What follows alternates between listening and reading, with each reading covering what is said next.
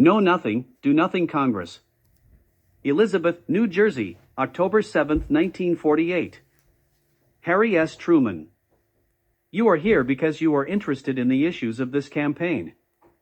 You know, as all the citizens of this great country know, that the election is not all over nothing but shouting. That is what they would like to have you believe, but it isn't so at all. The Republicans are trying to hide the truth from you in a great many ways. They don't want you to know the truth about the issues in this campaign. The big fundamental issue in this campaign is the people against the special interests. The Democratic Party stands for the people. The Republican Party stands, and always has stood, for special interests. They have proved that conclusively in the record that they made in this do-nothing Congress.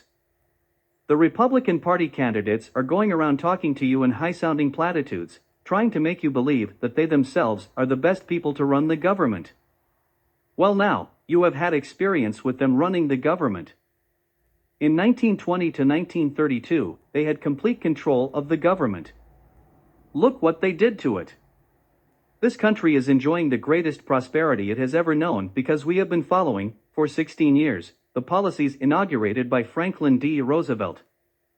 Everybody benefited from these policies: labor, the farmer, businessmen, and white-collar workers.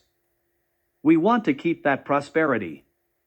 We cannot keep that if we don't lick the biggest problem facing us today, and that is high prices. I have been trying to get the Republicans to do something about high prices and housing ever since they came to Washington. They are responsible for that situation because they killed price control and they killed the housing bill. That Republican 80th Do-Nothing Congress absolutely refused to give any relief whatever in either one of those categories. What do you suppose the Republicans think you ought to do about high prices?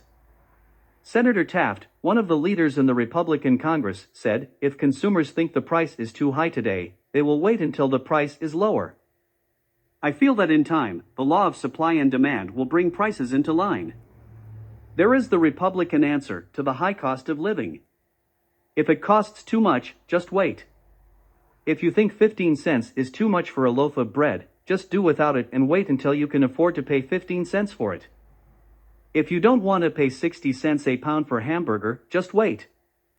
That is what the Republican Congress thought you ought to do, and that is the same Congress that the Republican candidate for president said did a good job. Some people say I ought not to talk so much about the Republican 80th Do-Nothing Congress in this campaign. I will tell you why I will talk about it. If 2/3 of the people stay at home again on election day as they did in 1946, and if we get another Republican Congress like the 80th Congress, it will be controlled by the same men who controlled that 80th Congress. The Tabors and the Tafts, the Martins and the Hallecks would be the bosses. The same men would be the bosses, the same as those who passed the Taft-Hartley Act, and passed the rich man's tax bill, and took Social Security away from 1 million workers. Do you want that kind of administration? I don't believe you do. I don't believe you do. I don't believe you would be out here, interested in listening to my outline of what the Republicans are trying to do to you, if you intended to put them back in there. When a bunch of Republican reactionaries are in control of the Congress, then the people get reactionary laws. The only way you can get the kind of government you need is by going to the polls and voting the straight Democratic ticket on November 2nd. Then you will get a Democratic Congress, and I will get a Congress that will work with me. Then we will get good housing at prices we can afford to pay, and repeal of that vicious Taft-Hartley Act, and more Social Security coverage, and prices that will be fair to everybody, and we can go on and keep 61 million people at work. We can have an income of more than $217 billion, and that income will be distributed so that the farmer, the working man, the white-collar worker, and the businessman get their fair share of that income. That is what I stand for. That is what the Democratic Party stands for. Vote for that, and you will be safe.